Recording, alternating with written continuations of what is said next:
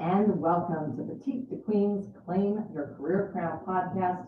I'm your host, Lynn Whitbeck, the Joyful Sales Queen, and today I am joined by an absolutely amazing guest. I'm so excited to have him here. It's Sean Perkins. And today, Sean and I are going to be talking about the quickest and most efficient way to get rid of credit card debt.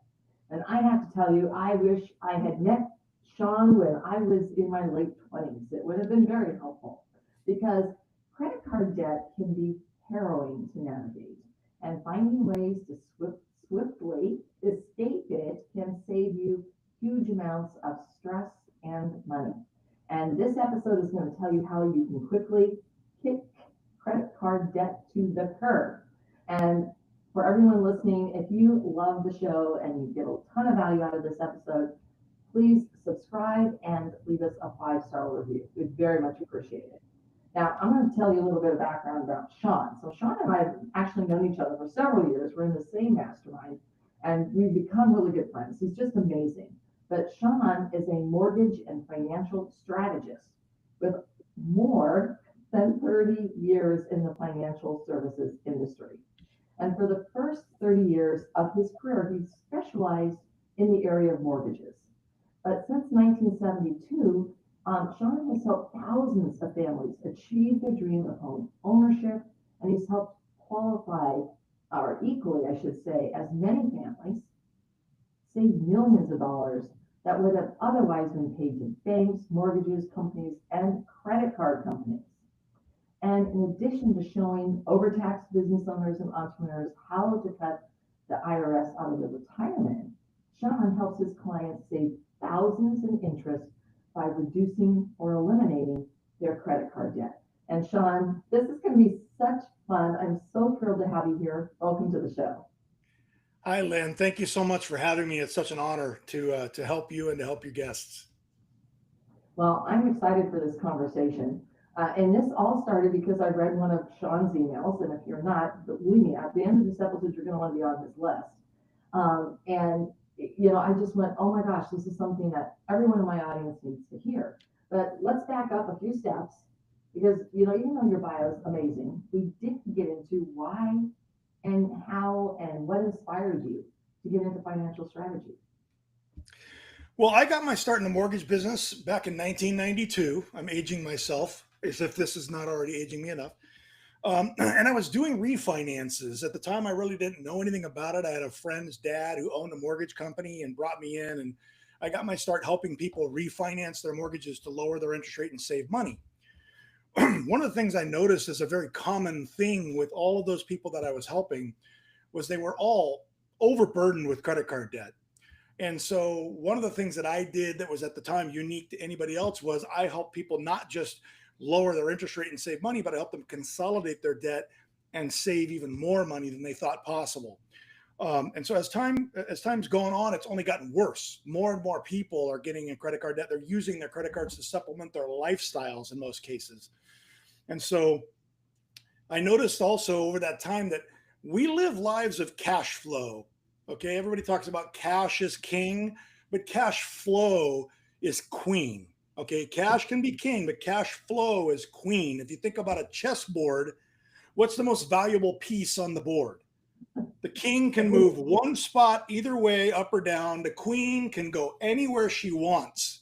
And so knowing the cash flow is queen, I thought about it in terms of helping people getting out of debt, getting out from under the burden of debt really just lit me up. It made me feel like I was actually accomplishing something. I was helping people change their lives in many cases. And so the last part of that was I was also inspired by a quote by a gentleman by the name of R. Nelson Nash, financial advisor from years ago. And his quote said, "The financially healthiest Americans are generally not the ones who make the most money. They're the ones who figure out how they can actually keep the money they make." So that three things I just laid out there was really kind of the impetus to me becoming what I am today and helping people in the way that I do. Yeah. Wow, that is fantastic. And I mean, you also touched on that credit card debt and that, like I said, in my late 20s, I was there, and it took years for me to get rid of it, right? Yeah. And I was that this brilliant email, like I said, get on Sean's email list, that I read. I went, I needed this. I needed this. And I know that there are people in my audience who live that now and who need this. So I'd love to hear from your perspective, because I don't know why, from my perspective, but why is credit card debt so detrimental for the people who have it? Well, it seems like the obvious answer, quite simply, is the cost of that debt over time. Um, the cost of that debt is outrageous, especially today with the Fed interest rates being so high. Interest rates on credit cards are tied to prime, and that means interest rates average credit card interest rates running 25+% these days, 22 on the low side if you have this most spectacular credit, but 25% on debt over time can cost a fortune. Yeah. And so that's the biggest reason why it's so detrimental. The other would be, without an intentional and a dedicated emergency reserve, otherwise known as a rainy day fund, most people use their credit cards as an emergency reserve. When something happens, some unexpected thing, you go right to the credit card because I don't have money in the bank to pay for it. In fact, not long ago when Kamala Harris was running for president, she made a statement in a meeting, town hall, whatever it was she was doing, and said that the average American couldn't come up with $400 to pay a sudden expense without being close to declaring bankruptcy. And she wasn't far off. Her quote was a little misquoted, but the idea is there. Another quote that comes to mind that relates to this is, credit cards are a convenience for those who have money, not an antidote for those who don't. And again, without an emergency reserve, credit cards become that backstop. And it starts how many people get into credit card debt in the first place. Yeah. They put that emergency expense on there, and then something else happens, and it's almost like the universe suddenly knows that you're having a downtime and heaps everything on. Next thing you know, you're thousands of dollars in debt. And it starts what I refer to as a perpetuating cycle of debt. I call it the debt spiral. It's easy to get into debt. It's incredibly difficult to get out of debt, because we tend to continue using the very credit cards that we're trying to pay off. Right. And so those are really four big reasons why it's so detrimental to people. And that's why I've taken this as such a passion project, is I want to help people stop making the credit card companies rich and start to get control of their financial lives so they can do the things that are important to them. Yeah, well, it's also something that keeps you awake at 3 a.m. It wakes you up and like, oh my gosh, how am I ever going to pay this off? And it's that stress of figuring out, okay, I got to pay all these credit cards. And it's I think there's a real health and toll it takes on your health and your relationships as well. So, I also think that there's another side to this. How can credit card debt affect a business owner and a business owner's business? Yeah, that's a very interesting question, because we both know that as a business owner, you and I are both business owners, and I deal with a lot of business owners. Credit cards are a vital part of what we do. If you're in the service business, it's how you buy your parts. If you don't have a house account, you buy your parts with your credit card. You got to use credit cards to make ends meet, make deadlines and whatnot until you're waiting for your invoices to be paid and so on. And so I would say cash flow strain is probably the number one thing. The high payments that are associated with these high interest rate credit cards, you got to make those payments, and every dollar that you're putting towards a payment is a dollar you do not have to run the business. And so cash flow strain would be number one. Another thing that can really impact people, and they don't really think about this until it happens, when do most people find out that they have issues with their credit? When they go and apply for credit and they're told at that time you have a low credit score. So credit in general can affect your credit scores. The lower your credit score, obviously, the higher the interest rate on your credit cards. So it can raise the cost of your credit, raise the cost of your borrowing. Credit card companies can lower the limits on your credit cards based on your lower credit score. Even after you've already had the account established for a while, they can close your account altogether if they decide that you've become a risk. And those are things you can't have if you go to the parts house. If you're a service business and you go to the parts house and they say, oh, well, this credit card's been declined or it's closed. It can also, again, it can compromise your accounts with your suppliers. If you have a house account with with the supplier and your credit score is compromised, they may not be able to extend you house credit. I've seen people and heard stories of people having their house accounts closed down when they're there placing an order for a job they have to go do that day. And then, of course, the last one is it makes it difficult to get new credit accounts. So if you do get this super fantabulous offer in an email or whatever, you saw it on TV, and you go to apply for the new credit because it's got the lower interest rate, all that stuff, and your credit score is low, you can't get the new credit. So now you're potentially losing credit accounts you have, and you can't get new credit to replace it. So in my opinion, those are the four biggies that affect business owners specifically. Yeah, absolutely. I agree. I mean, I can see all of those things happening. And, one reason that I ended up being in that situation I was in was that the business I was working for ended up going out of business. But one of the things that happened to them is that they had a line of credit and it kept being lowered. And it was causing the business so much stress because, they had to buy materials to produce, the product, and deliver, and it was that their line of credit kept getting squashed down, and it was killing them. And it was one of the huge driver of sort of what happened is that line of credit being reduced. So what mental blocks? I mean, I know that's different than credit cards, but related, right? What mental blocks do people face when addressing credit card debt? Well, one of the most common ones I would think is the incentives that are offered by credit card companies. So rewards points, and then you can cash those rewards points in on gift cards or whatever. Airline miles. Oh, I got to get my airline miles. And so they go spend money recklessly on their credit cards to get airline miles. And then the last one is cash back on purchases, right? Big, Discover, Costco's credit card with Citibank, they all offer cash back on purchases, and everybody wants to get that free money. And so they use the credit card to get all these rewards. And then sometimes that starts that debt spiral that I'm talking about. So that would be number one. There's 6 things that I put down here. One is they focus on exclusively paying and attacking the highest interest rate credit card that they have. And that's not always the best way to attack paying down your credit card debt, but that's a mental block for them, is that's the highest rate, so I got to get rid of it.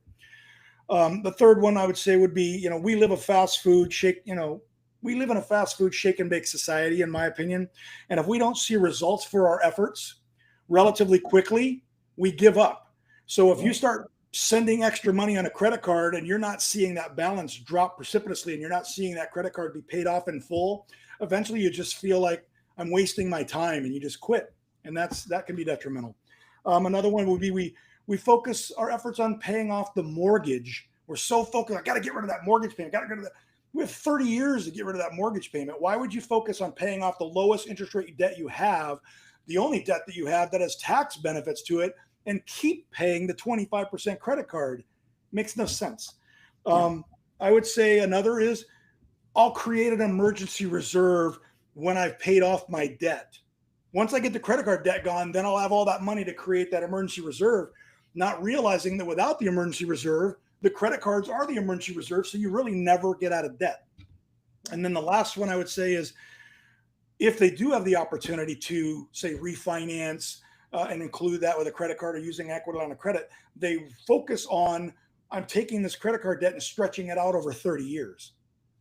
Well, technically, yes, but not necessarily, because the way I help people structure that, they don't stretch it out over 30 years. But those would be the 6 big mental blocks that I encounter most often. Yeah, no, and I can see how that last one would definitely in your mind, it's like, okay, well, I'm going to refinance because there's a whole bunch of equity in my house, but I'm going to pay off these credit cards while I'm doing it. But yeah, I can totally see how that would seem on the surface like, okay, this is not a good idea.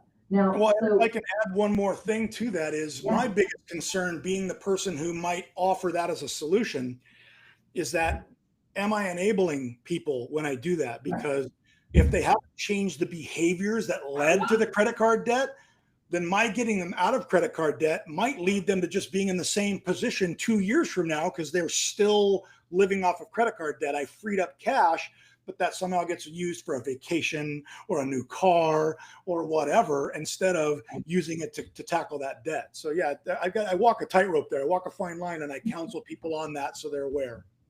Yeah, absolutely. So, um, when you're working with people who do have that credit card debt, how do you help them get rid of the credit card debt? I mean, do you have a process? Is there a way that you get started with that? What does that look like? So yes, I do have a process.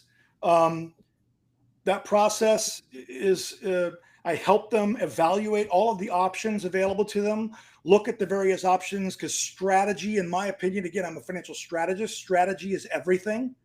If you don't have a strategy, you're going to be fighting uphill, right? You're the ant pushing the boulder uphill.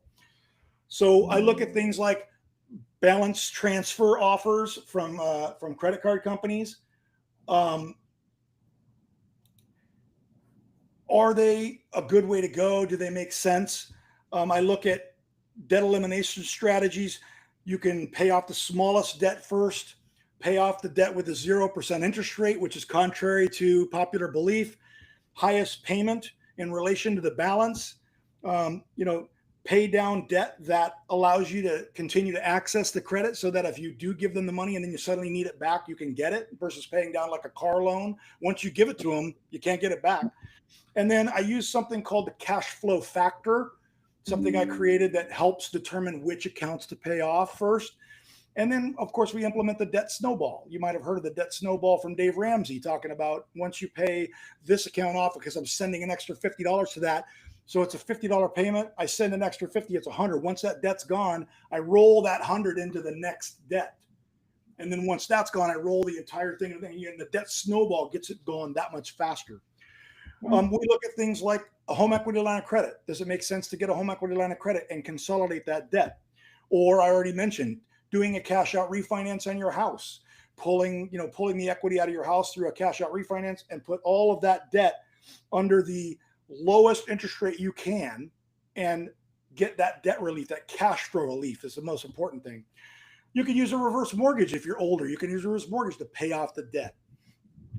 Get a personal loan or a signature loan from the bank. They usually have lower limits on those, because they're signature loans. They don't really go into a whole lot of detail on them. They're not secured, so they don't give you as much money.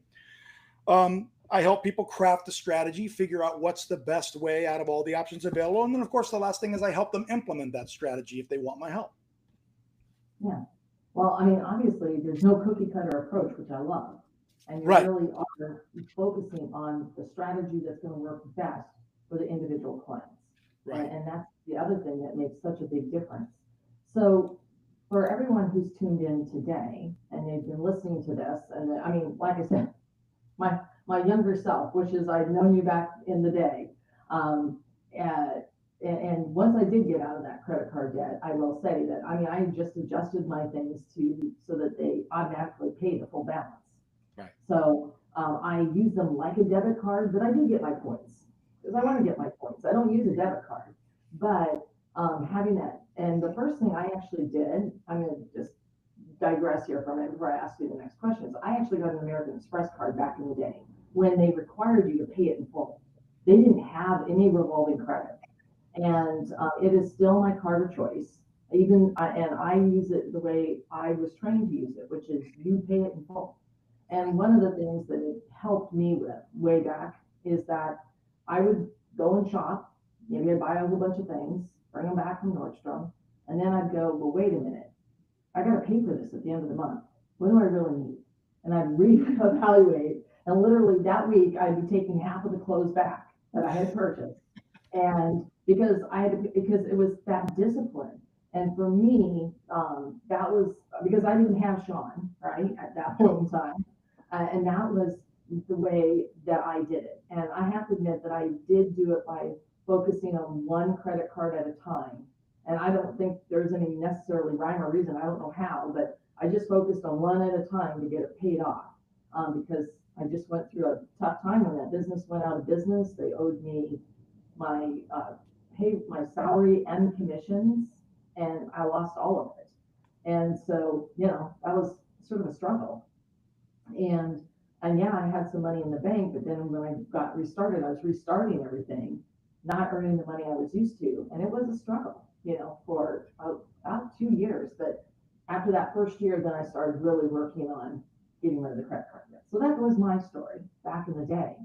So I really want to hear for the people who are in there now, and they know that anxiety and the stress and what they're going through. What can listeners do today to tackle their credit card debt? I'll start by saying you did it the right way. Congratulations. You didn't need me back then, it sounds like. But I wrote down 8 things that I think people can do to start getting on the right track. One, the most important part is make a detailed list of all of your credit accounts, every credit card, every car loan.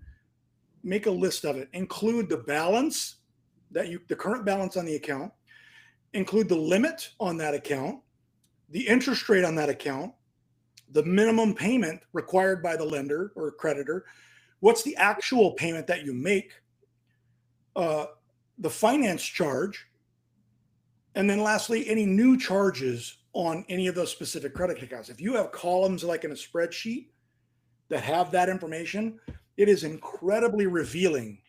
I mean, wow, like revelationary.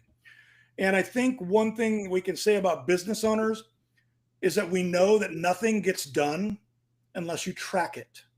Yeah. And so number one is tracking it. You've got to create the tracking system. And the second thing is to track it. You're better off with tracking, and you want to watch all the things I mentioned, but the reason you're putting the limit and the balance is you want to pay attention to something called a utilization rate. A utilization rate is how much of the limit are you using. If you're at or below 30% of the limit, you have a $10,000 limit and your balance is below $3,000, you're good to go. The credit card companies love you. If you go up to 50% of your limit, they start to take away points from your credit score. And if you exceed 75%, that's big pull down on your credit score. And when I say big, we're talking about 10, 15 points, not 100. But it does affect your credit score. So you want to watch the utilization rate. You're better off having lower balances across 3 or 4 cards than having one with it's maxed out and the others are completely paid off from a credit score perspective. Number 2 is watch your new charges versus what your actual payments made is.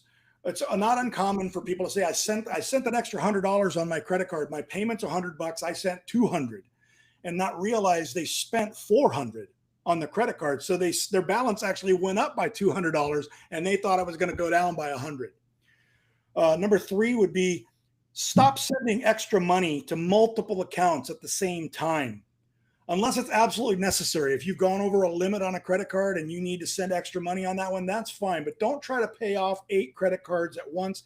Follow what you did, Lynn. Pay off one credit card, see it to completion, move to the next one.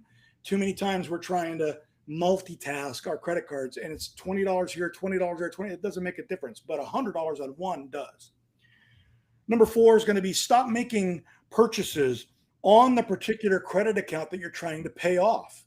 Again, if you're sending an extra 100, but you're adding 2, you're not paying it down. Number 5 would be to set up an emergency reserve. And these aren't in any particular order. I'm just listing out 8 of them. I would say setting up an emergency reserve is probably number 1 if you had to put them in order of importance. But set up an emergency reserve so that you can have that as the backstop and not the credit cards. And at the end, I'm going to be talking a little bit more about emergency reserve. Assess all of your options. That would be number 6. Look at every option available to you as how to get out of debt, and then figure out what the best way to go is. And then number 7 is to simply craft the debt elimination strategy. After you've looked at your options, figure out which one of those is the way you want to go with. And then, of course, number 8, and this for business owners is going to ring true: take action, implement. We all know that nothing happens unless you implement. In fact, I've got a friend that sent me something pretty cool that says, you won't profit unless you implement. And if you don't take action on paying off your debt, you will never get it gone.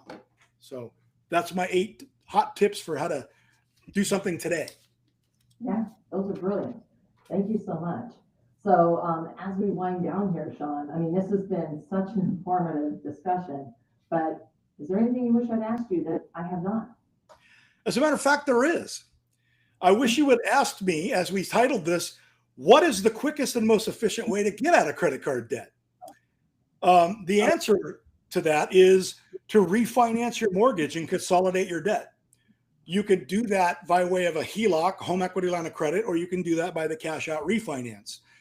That's going to be beneficial for so many reasons. Number one, it's going to be the biggest boost to your cash flow.